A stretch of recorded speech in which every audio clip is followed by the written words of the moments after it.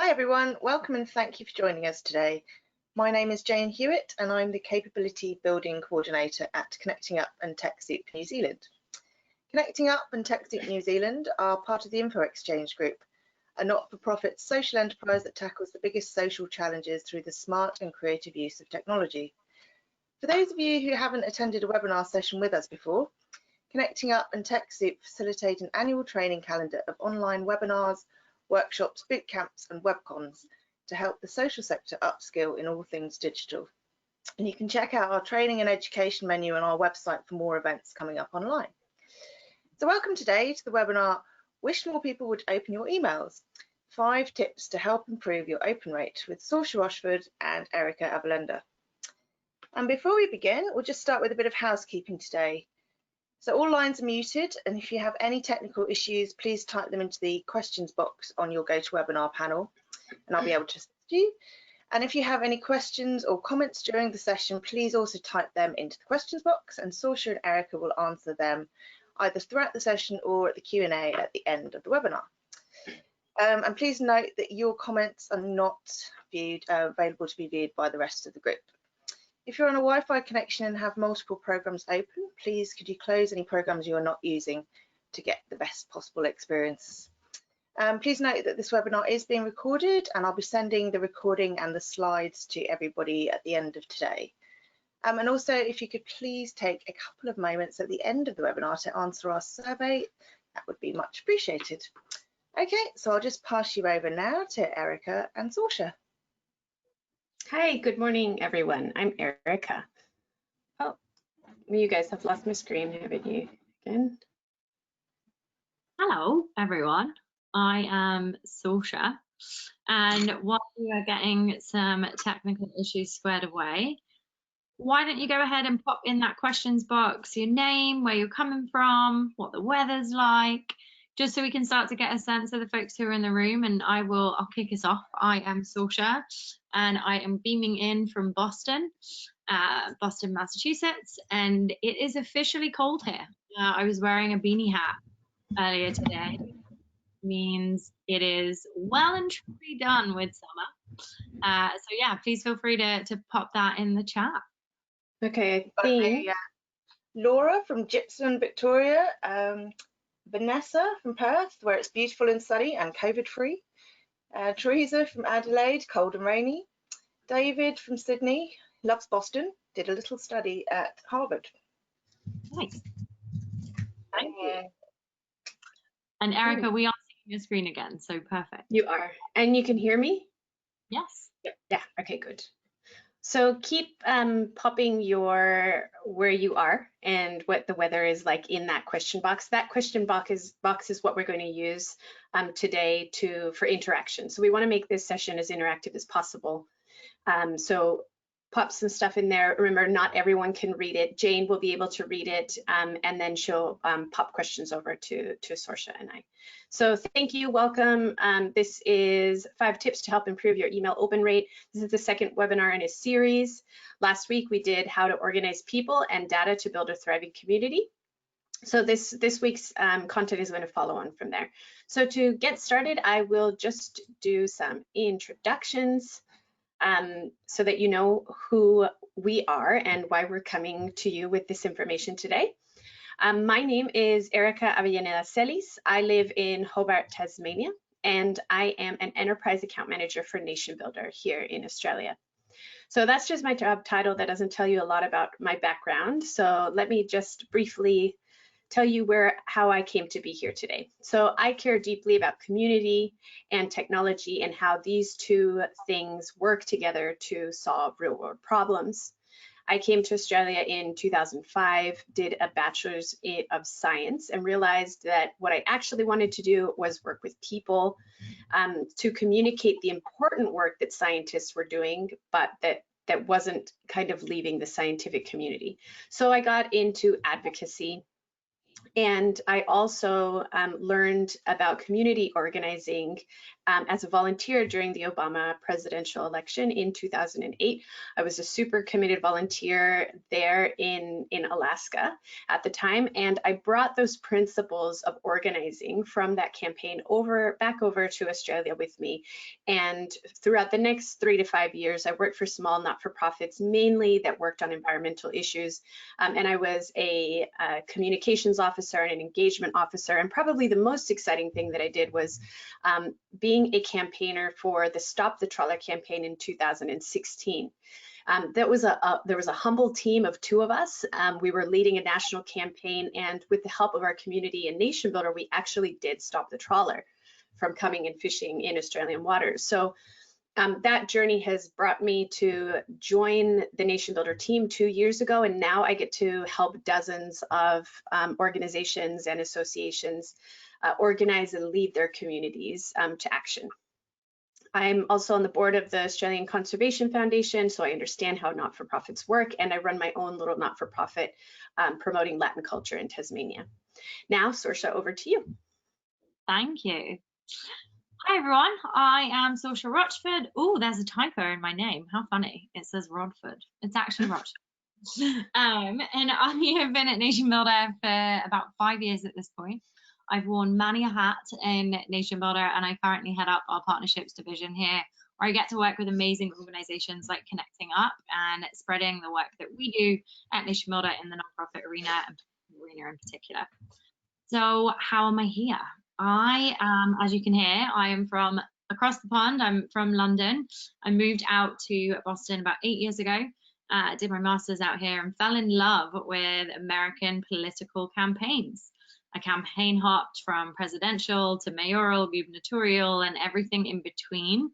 And I then landed myself working in a consultancy where I managed a number of kind of brands, political campaigns, and associations, nonprofits, digital infrastructures, looking at their data sets, looking at how they're actually going to engage with community and build community, and intersecting basically tech and politics. So that's been my love and passion for many years.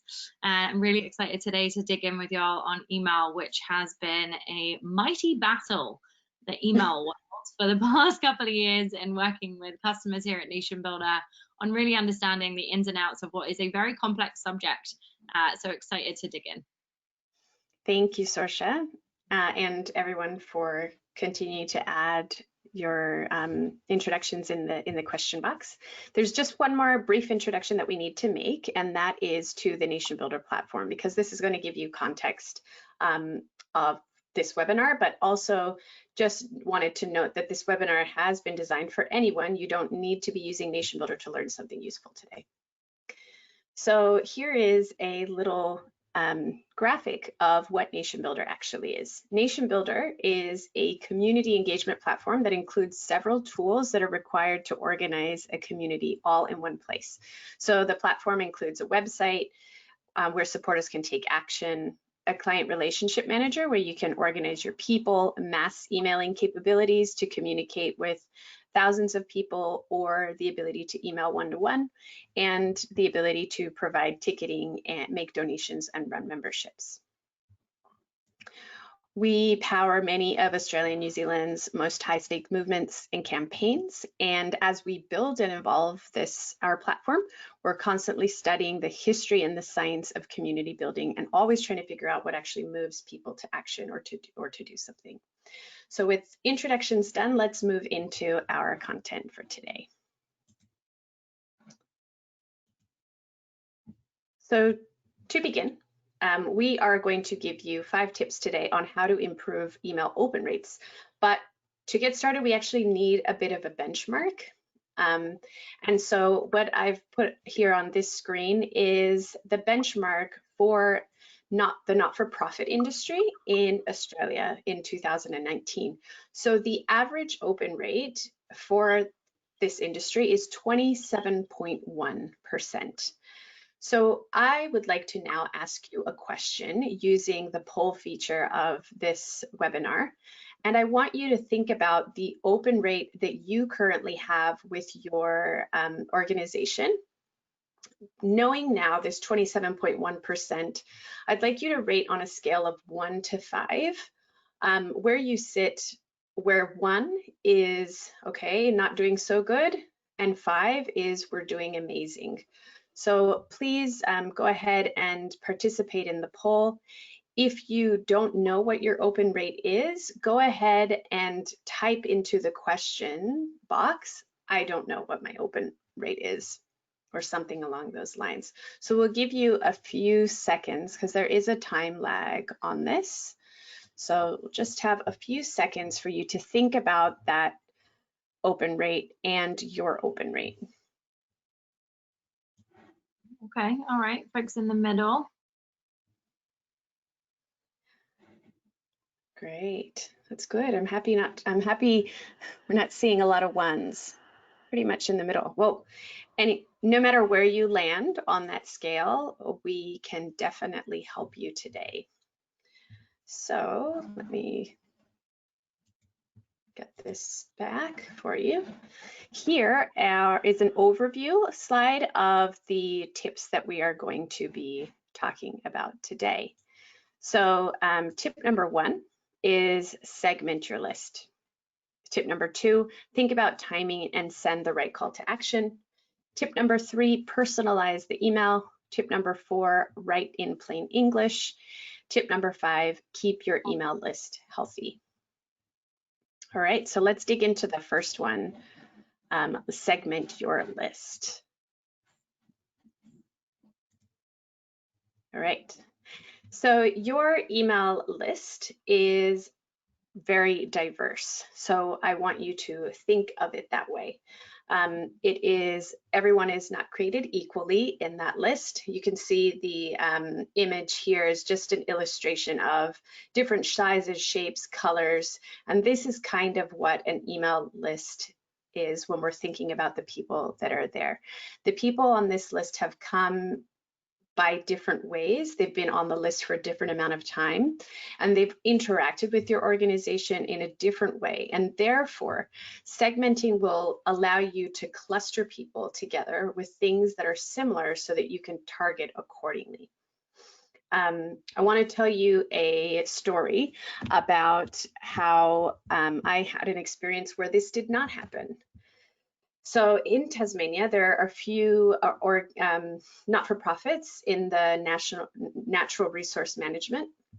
They're called NRMs for short, and they're government entities that help care for the environment. So I signed up, and there's one in the north of the state, there's one of the south of the state, and of course they have newsletters, and so you can sign up for the newsletters, and I did, and I had received their newsletter several times, and I had entered to win a pair of gumboots off of one of the links in a newsletter. So what happened was that it actually turned out that I won this competition, and I won a pair of gumboots. But when I got the email letting me know and congratulating me, it was also telling me that I could pick them up somewhere that is about 3 hours, 4 hours away from where I live. And so I had to write the organization back and say, oh, you know, I'm really happy to get the gumboots, but I actually live in the southern part of the state and thought that the competition was from the southern organization where I live. So I reflected that day on how they must be segmenting or not segmenting their lists, and realized, you know, something simple that they could have done was just segment the email by geographic location, like is someone in the north of the state or in the south of the state. And so that would have prevented me from entering a competition that I couldn't win anyway. And so that is just a really simple example of segmenting a list using geographic data, which they might have just needed my postcode to do that. So I'm sure you have had some similar experience where you were sent a communication that obviously went to everyone, and we can do better than that. So how do we do that?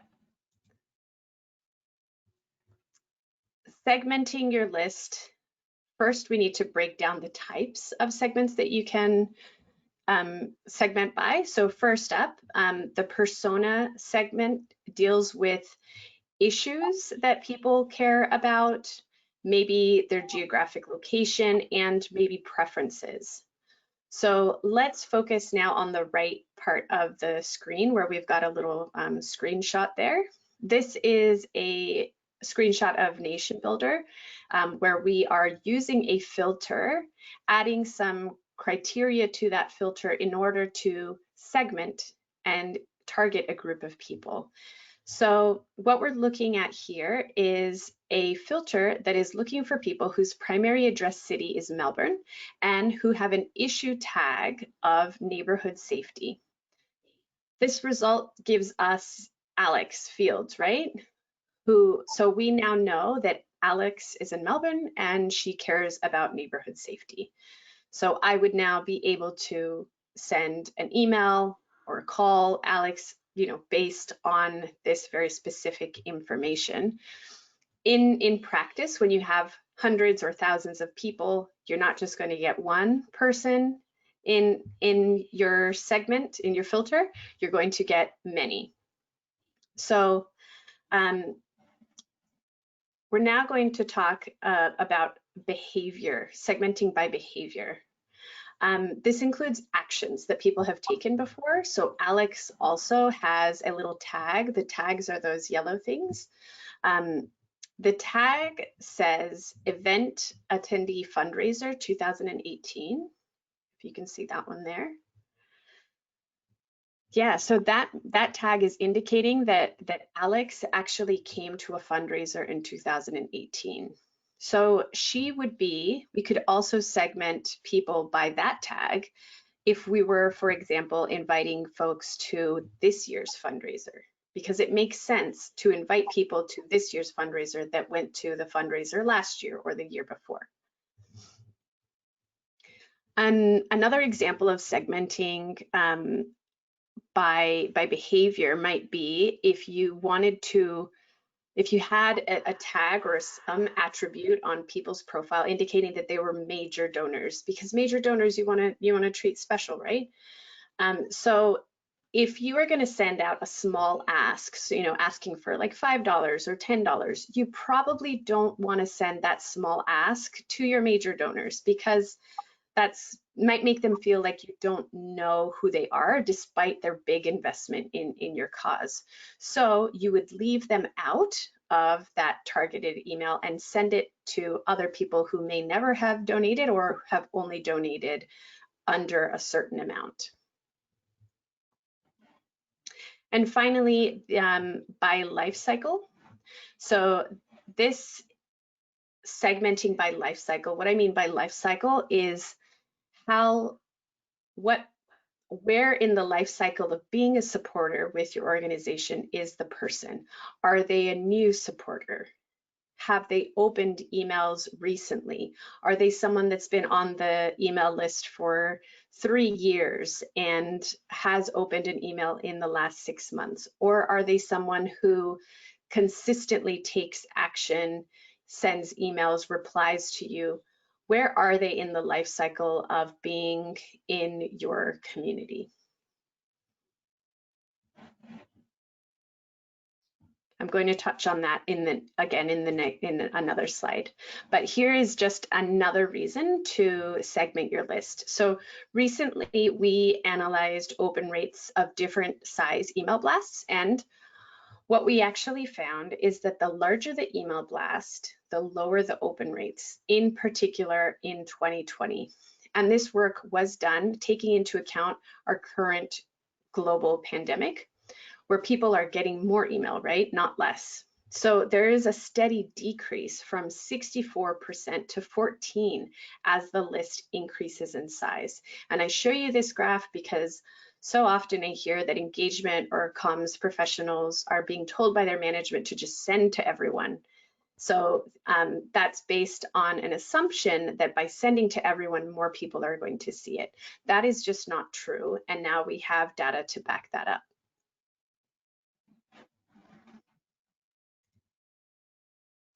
All right, so this is going back to the life cycle of a person. I just want to highlight this email because it is taking into consideration where someone is in the life cycle. So this is an email that Alex received after signing up to an organization, and it does 3 important things that I'm going to point out.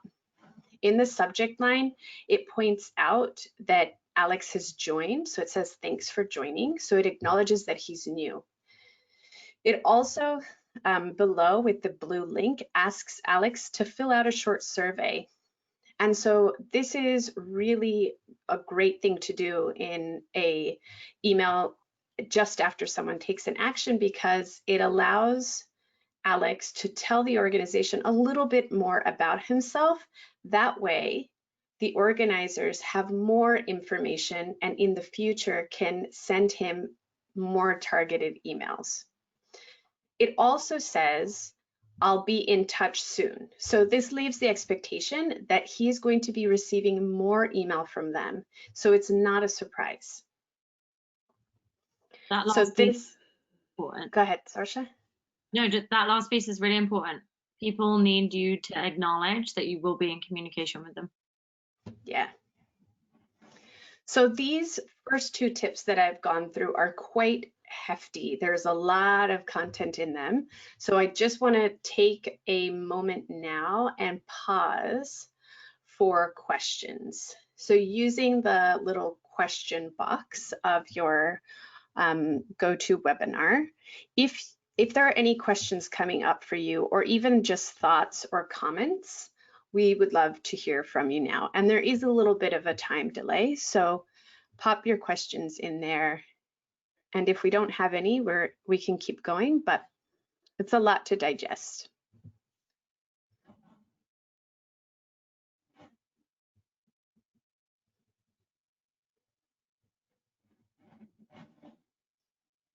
All right. Why don't we keep going for now, and we can come back to them if they arise. Sounds good. Yeah, we've got time at the end too. All right. So the third tip that we're going into is to think about timing. So there are 2 parts to this tip, and the first one is about the actual time of day or the day of the week when you will be sending the email. So as you all know, in an inbox, we're competing with lots and lots of other news, stories, personal emails, transactional emails. So what you want to do is have your email land at the top of someone's inbox. That way it's not pushed down and they're actually more likely to open it.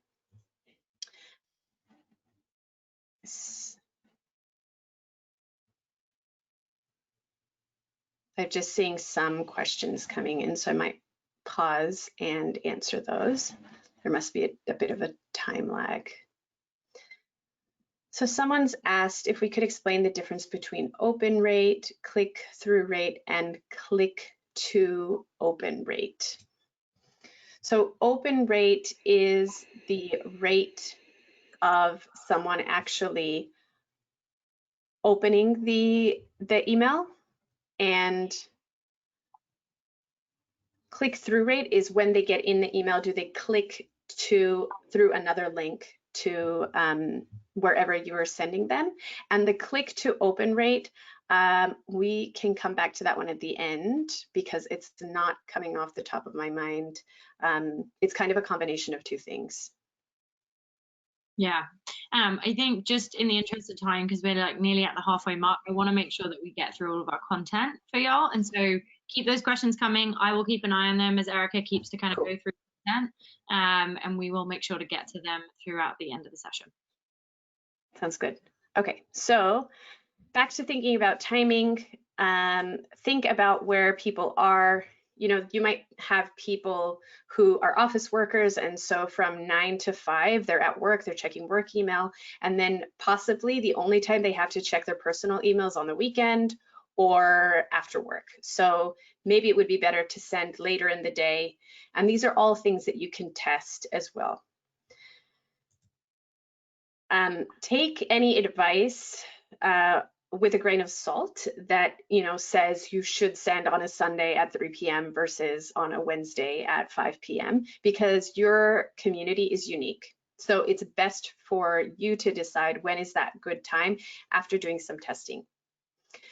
The other thing around timing is how much email should we be sending? So there is no hard cap on the number of emails that you can send. I just want to point out some research that we have found that sending monthly emails, it's kind of a balance. So sending monthly emails may reduce unsubscribes, but it might lead to less engagement because people are hearing from you less frequently. They're not as aware of your brand or your content because they're only seeing it once a month.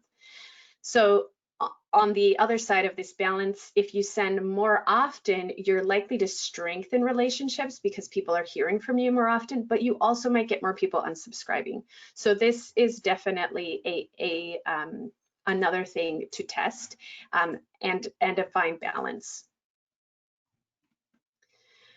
Okay, and so key thing also to getting your emails opened is that consistency is key. So if you have been sending emails on a fortnightly basis, this is the rate that you should be sending emails into the future unless you've told people you're going to be ramping up because of X, Y, or Z reasons, and that they will be hearing from you more often. You can always just be very honest in your email and say, we've got this going on, so you might hear from us a little bit more this month. That's going to make people aware and decrease the likelihood that they're going to unsubscribe. So the next thing about timing is not just timing of when we send the email, but what we put in the email that we ask people to do. And this is timing the call to action. So CTA, think about timing your CTA stands for think about timing your call to action. So most of you have probably signed a petition from one of these organizations before. And you will be familiar with the action of signing a petition and then receiving an email and being able to do even more. So pairing an email with a timely call to action is something that is really likely to get your email opened. And this is because if you use what is known as an issue du jour or an issue of the day, it makes your email more relevant and makes it more likely that people will open it.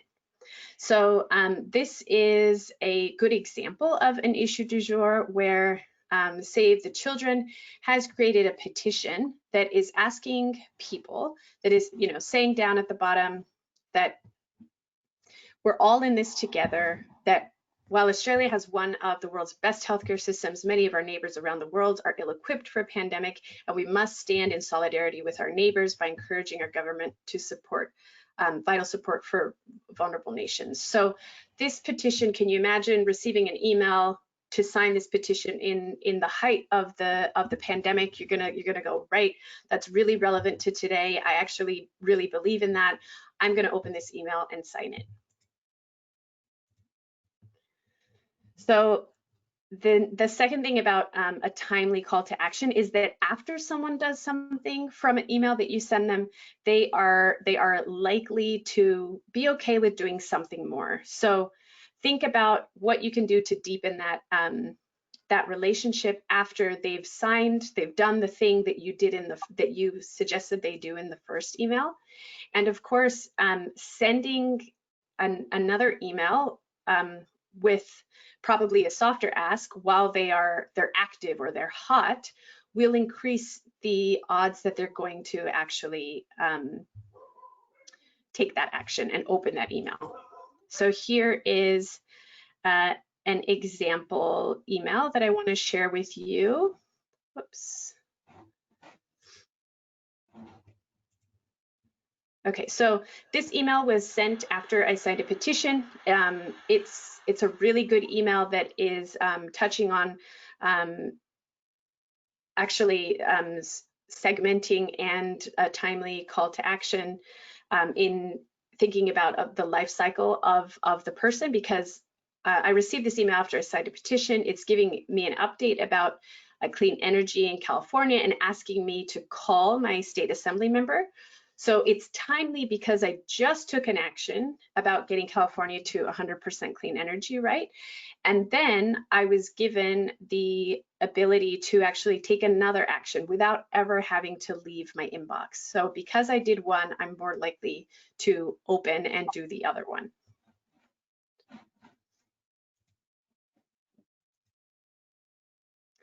Okay, so moving on to the next tip, personalize the email. So in this one, we all like to feel heard, and of course, we want to know that the person writing to us at least knows us a little bit, right? Like my example before of winning the gumboots, right? They didn't know where I was. But it feels good if you actually know that the person knows something about you. So some simple ways to show that you know someone is by mentioning their name. You can mention their name in the email content, in the subject line, later on in the body. And you can do this using smart fields. So that's what these blue boxes are showing. They're actually pulling in the first name of the person and the city, so that even though 1,000 people are getting this email, each of those 1,000 people is getting their unique name and their unique city added to that email. So now I want to look at an example email that did this really well recently for me. This is an email from Wikimedia, which is the not-for-profit behind Wikipedia. And they sent me this email asking me to make a donation, but they added a lot of personal information. So first in the subject line, it says Erica. And then further down, it says, Dear Erica. It also pulls in the $10 amount and actually says, about a year ago, you donated $10 to keep Wikipedia online, right? Further down, it says, will you renew your solidarity with a $10 donation? So I had completely forgot that I had actually donated to them. It's probably been a year. And so the personal touches that they've added here jogged my memory and connected me to the organization again. I also like the personal touch of the image of the person that is writing me the email.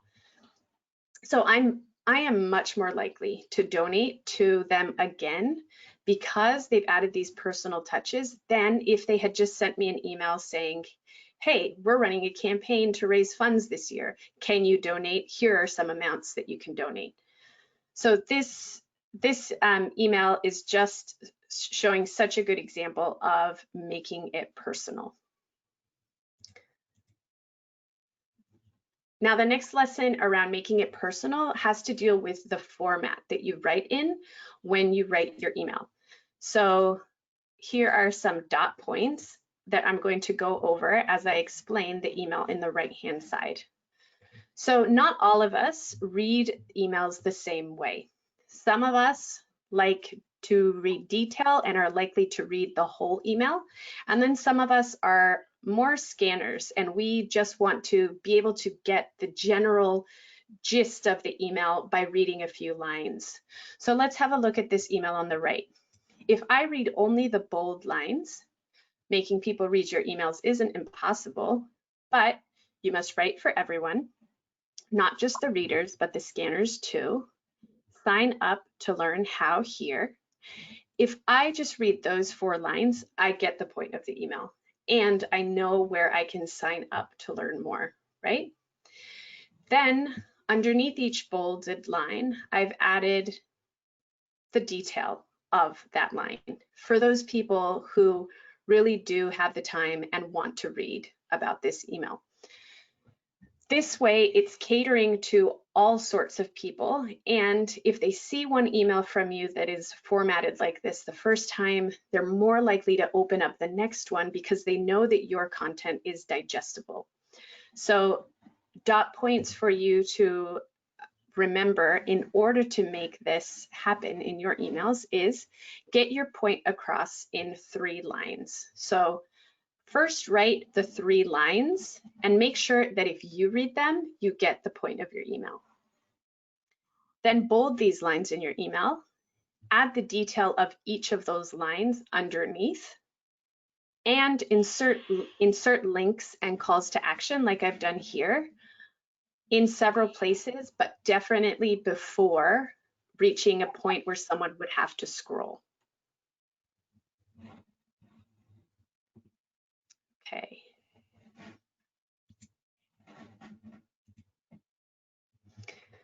Okay, moving on to number 4.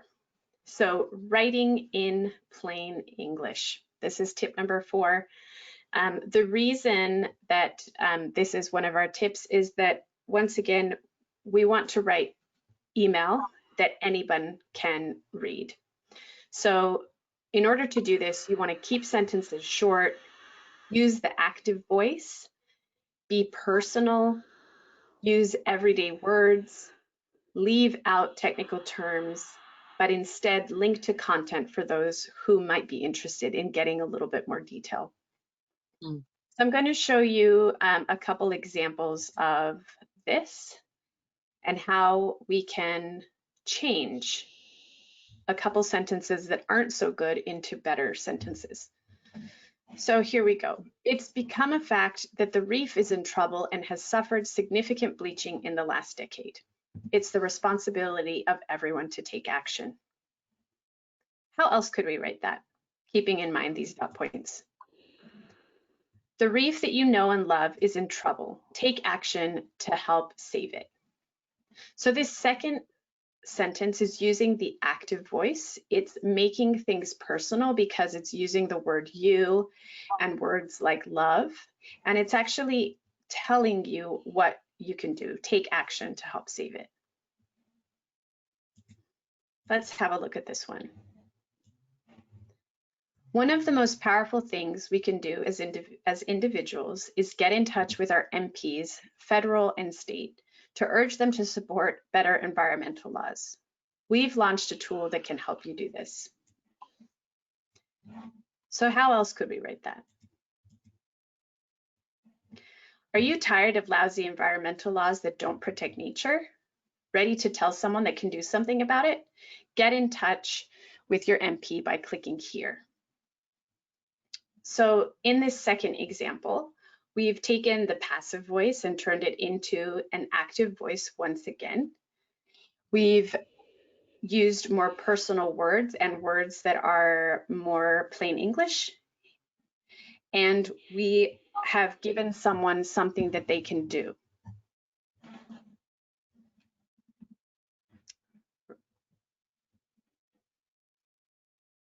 All right.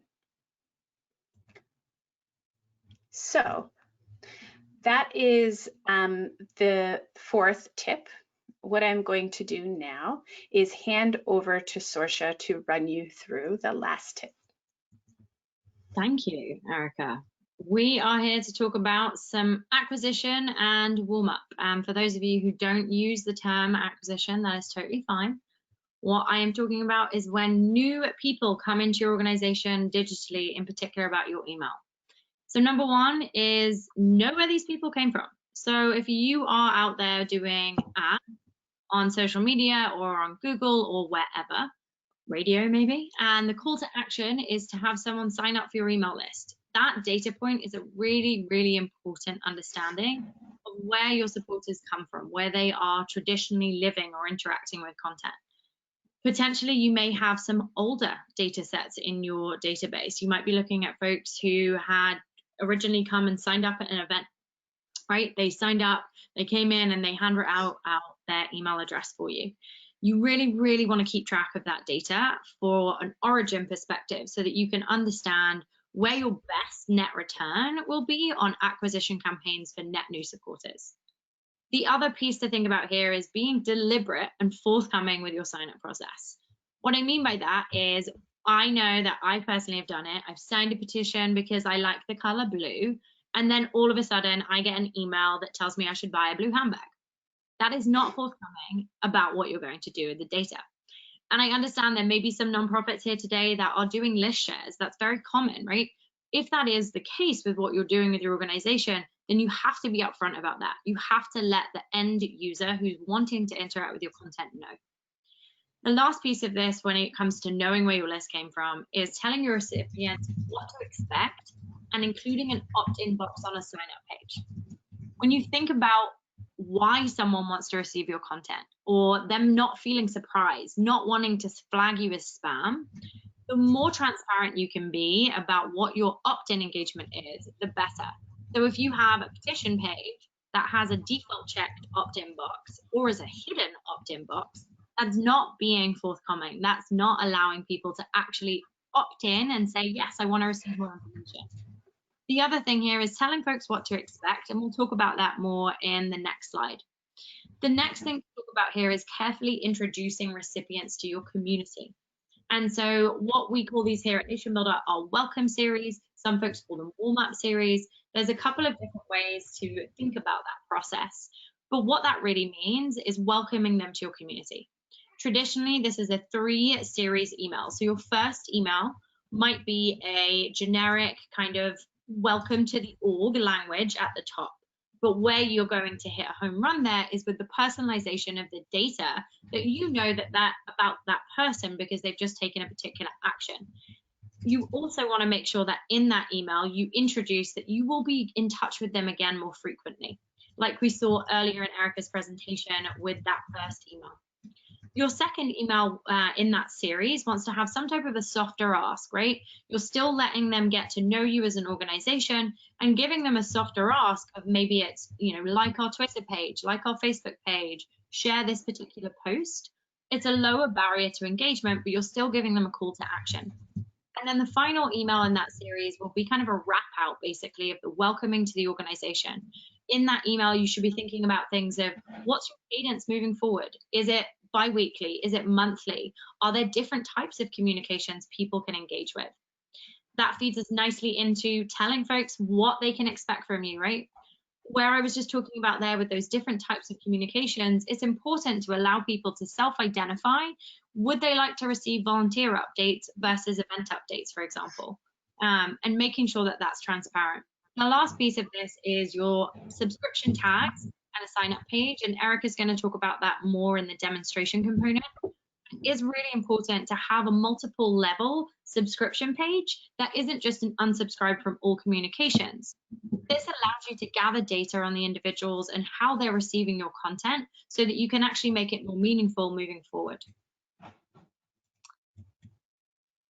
Okay, so then up next is listening and adjusting. We have to listen to people. And what I mean by that, when you're sending out an email, it's a very weird form of communication, right? You're just sending this out into the world and somehow it magically lands in someone's inbox. But you can listen to that through how people respond and receive to it. So what I'm talking about there is measuring your performance. A/B testing is a great example of measuring your content stream. And what A/B testing is it allows you to have 2 versions of either a subject line or a sender that go out to a particular audience that you've identified. For example, if I was sending out an email blast, I could say that my subject line for email blast A was apples, and my subject line for email B was oranges. I can then see from the results of that which of those words actually worked better with my audience. And then from there, I can adjust and iterate and make sure I include that word moving forward. The other piece here is email stats.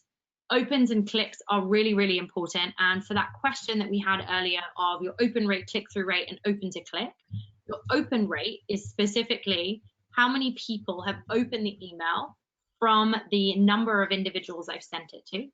Your click-through rate is how many people have I sent it to that have clicked the email. And your click to open rate is how many people who have opened it have clicked it. So that's the distinguishing buckets between those stats. The other really important stats to think about in your email stats area is your unsubscribed, your bounce, your spam. Those are all indicators of people disengaging with your content and not actually wanting to receive it, and allows you to actually adjust when they're in the right moment. And last but not least, in a healthy email list is sunsetting. So we have a quick poll that we wanted to do before we jumped into this slide. And so can we get that poll up? I believe if Jane has it. All right, so have you ever run a sunset campaign at your organization? Select one of the following: yes, no, or I'm unsure of what a sunset campaign is.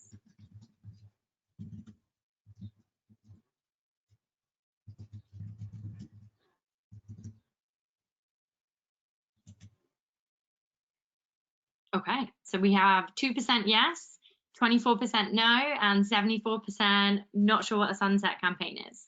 Thank you so much. All right, so Erica, if we could just jump back into the slide. Awesome.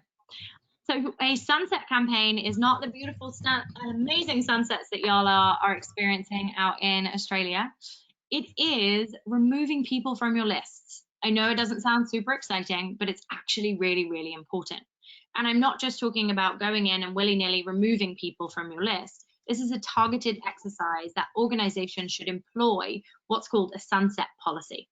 And a sunset policy is going to vary organization to organization, as it depends on, do you send out 1,000 emails in the space of 6 months, or do you send out 2 emails in the space of 6 months? It really is going to be variable on your audience and your sending practices. So if you're looking at an average organization that sends out bi-weekly emails, what you're going to want to be looking at there is a 90-day window, right? Anyone who has not opened your email in a 90-day period is a potential to go into your sunset campaign. Then we feed into this win back piece, because sunsetting, you would just opt them out of your list. However, there's going to be a segment of that, or maybe it's everyone, that you want to do a win back campaign with. And that win back campaign is that last ditch effort to say, hey, we have noticed that you aren't engaging with our content at the moment. We're going to go ahead and remove you from our email list, but wanted to give you one more opportunity to let us know that you wanted to still receive our content. It's really important to have that in place, because what happens there is if you have an email list of 100,000 people, but only 10 of them open it, you actually have an email list of 10 people, because the remainder of that 100,000 are not opening your emails, which means they're not actually receiving your content. If you take one thing away from today, it is not quantity, it is quality. Like, get away from the vanity metrics of, I have an email list of 100,000 if only 10 people are opening. The last piece in this is list decay. And the example I like to give here is with the Hillary Clinton campaign. As you all know, she ran in 2012 in the US, and then she ran again in 2016.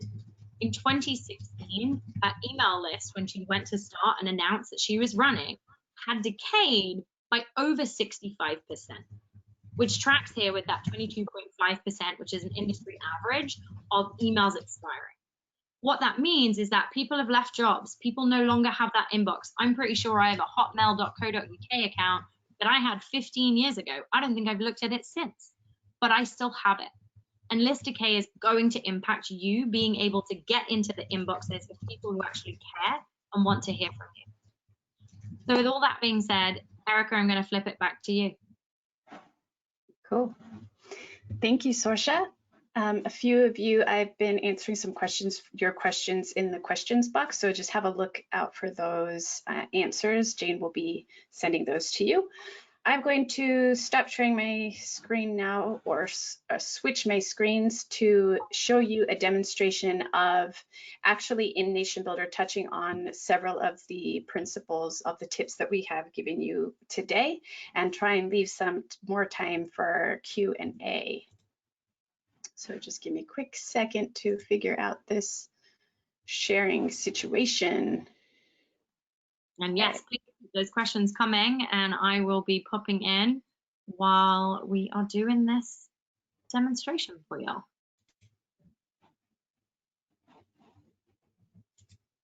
Can you see this? What are you seeing on the screen, Sorsha? Just help me out. We're seeing all three. Oh, you're seeing all three. Okay, great. We're already there. Oh, fantastic. Okay, so I'm going to start out with this screen here. This is a Nation Builder website where someone can take an action. Say we're going to use Frodo Baggins from the Lord of the Rings. He has followed a link from a social media site, and he wants to sign this petition. It is a petition from the Play Matters organization, and this organization wants to see more parks in their particular area. So he wants to sign up. So he will add his name and details here. And I'll draw your attention just below here where you can see that there's two boxes, send me email updates and send me text message updates. This is Frodo giving explicit consent for the Play Matters organization to email him. So he adds his signature on the website. That's great. We're going to move on over to the actual control panel in Nation Builder and see where Frodo came in. So this is the Nation Builder control panel, and we're actually going to be looking at the activity of this nation. And what we're going to see is that Frodo has come in, right? He has come in, he's signed the joint use campaign. That's fantastic for us as organizers. We know that he's there, that he's done that. But what is Frodo getting now?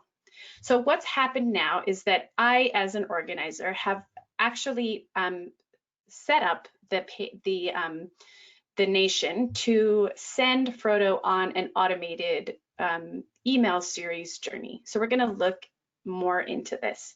This is called an automation, and what it does is sends automated emails with a time delay of my choosing to Frodo. So it starts with everyone taking action on that particular page that we just saw that Frodo signed up. What happens then is that he gets an auto response, and this is a very powerful thing. It's an instant email that says and acknowledges that he just took an action. A day later, he's receiving this email, and then 4 days later, another email. So just to hammer home a few of the principles, we're going to look at the email that Frodo receives the next day. Let's look at what that email actually looks like. So this is the email that Frodo gets. It's got a nice picture of kids on a swing. Thank you for signing up. It's using this name Nation Builder only because I'm signed in. Frodo's name will appear here. That's personalizing the message. It's welcoming. It says, when we started Play Matters 2 years ago, I never imagined we'd have so many generous moms and dads joining our cause. It's humbling to see the community come together and achieve so much in so little time. And then it's giving a couple dot points of the projects that they've been working on in the last 2 years, and giving Frodo the ability to tell a little bit more about himself. So why is this a good process that touches on the tips that we've given you today? Well, in the first instance, when Frodo is receiving this email, it is an email that has been personalized to him. So it has his name. It is welcoming him and telling him a little bit more about the organization. Telling him more about the organization is touching on that principle of timing, of where someone is in the life cycle of being a supporter, because we're acknowledging that they may not know much about the organization. So here's a little bit about what the organization has done. And then it's also giving Frodo the ability to tell the organization a little bit more about himself, because the more information that we have about Frodo, the more that we're going to be able to target emails to him. Therefore, touching on that tip to segment. Having more information allows us to segment better. So the next thing that I want to demonstrate for you is a little bit different. And this is where and how I'm going to pretend that I'm an organizer at the Play Matters organization, and I need to actually segment a list and send an email asking people to donate. So what you're looking at here is a filter that I'm using in Nation Builder. And this filter is asking a few things. It's asking to show people who have the primary address is St. Kilda, that have this particular tag, and who have donated more than $1 before. So this is a specific demo of segmenting a database. I've got 3 different attributes that I'm filtering by, and when I get a list of people after I run this filter, I now have a segment of my database that is going to be interested and more specifically targeted by my email. What I'm going to do next is send them this email here, which is touching on the principles of that we've just learned using the bold and adding the links in. So because we have only a few minutes left, I might just wrap up there and open up the floor to questions, thoughts, comments that are coming up for people. Thank you, Erica, so much. That was really, really helpful just to ground in it. And yeah, we have 5 minutes, so I just want to make sure we can get to as many folks as possible. So the first question I'm seeing back here is, when people join us, there are questions that are asked on the sign up. Would you still suggest sending a survey? It depends on what those questions are. The more data you have and the more meaningful data that you'll actually use, the better it's going to be for your organization. So I think it just really depends on what those questions are that you have on that particular page. I then have the next question as, are you suggesting that we should batch send emails to only a handful of people at a time? So tailor emails to very small groups. I think when you're thinking about segmenting, it's not just segmenting for the fun of it to make it a smaller audience. It's intentional segmentation. So what Erica just showed you in the platform of a geographical location plus an action they took plus a donation amount, that's a really intentional segmented audience that is going to be smaller than if she was to send to the entire group, but it's intentional. It's not just we've decided to send to smaller people.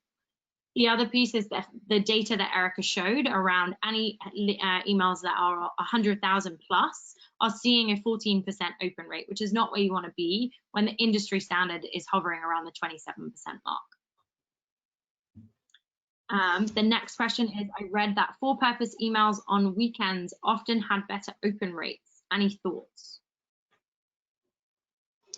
I did reply to, I think that was David. A few of you I have replied to in the chat. Sorsha, you're not able to see it, but I'm hoping that Jane did transfer that, the answers over.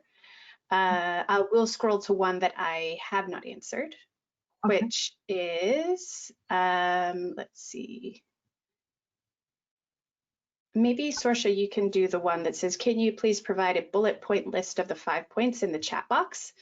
Just because I'm sharing my screen. If you could pop that in there to Jane, and then she will put it over to everyone else. Another question from Helen is it better to use another media like SMS to contact members in regard to sunset options? Sometimes it is, Helen. So sometimes you're not able to reach folks by their email. Maybe your email is landing in their promotions folder. That has to do with a whole nother topic called email deliverability that we didn't touch on today. So if you do have another way of reaching those people, yes, you can use that way if those people have given you consent to contact them that way. Yes. I do see a question about accessibility and vision impairments as it pertains to bolding. There's kind of 2 things to consider here, and so it depends on how the person with an accessibility issue is viewing your content. I know that if folks are using screen readers, that instead of using the bold tag, like the B, if you're looking at it in like the source code or HTML, where you open it up to be bold, instead of using strong, it looks exactly the same when you're viewing it as someone who is not visually impaired, but it can provide a different experience when used by a screen reader. So that could be something to test out, but that is not necessarily our area of expertise. So I would recommend seeking some further advice on that, but that's just one tip I have on that. Thanks, Sorsha. I see a question about what are some key words / content to avoid falling into people's junk folder. Also not our area of expertise, but I'm going to send a link that Jane can share with you all to mail tester.com. And so you can actually send, oh, I sent that to the wrong person.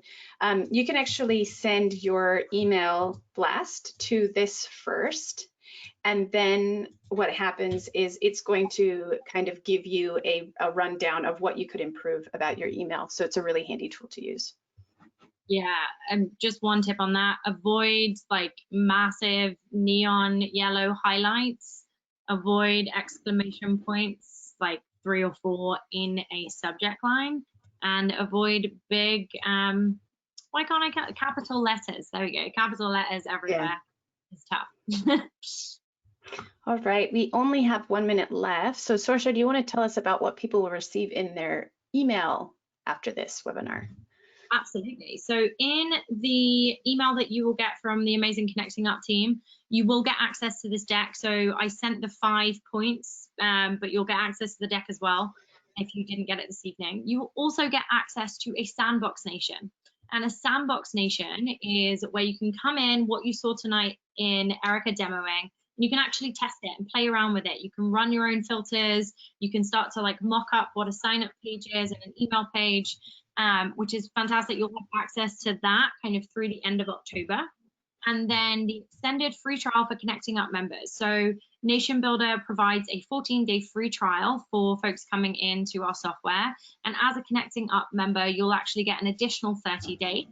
So both of those links will be provided. And last but not least, there is one more webinar happening next week in our series, and that is the fundamentals of virtual facilitation. And so we're really looking forward to having you all attend. Great, thank you both very, very much. Yep, we don't have any more questions, but like Sorsha said, if anybody would like to get in touch with them, I'll be sending out an email later on today with all their details and all those freebies. And so thanks everybody for attending, and if you could take a couple of moments to fill out the survey at the end of the webinar, that would be brilliant. Thank you both, and we'll see you next week. Thank you. Bye. Thank you.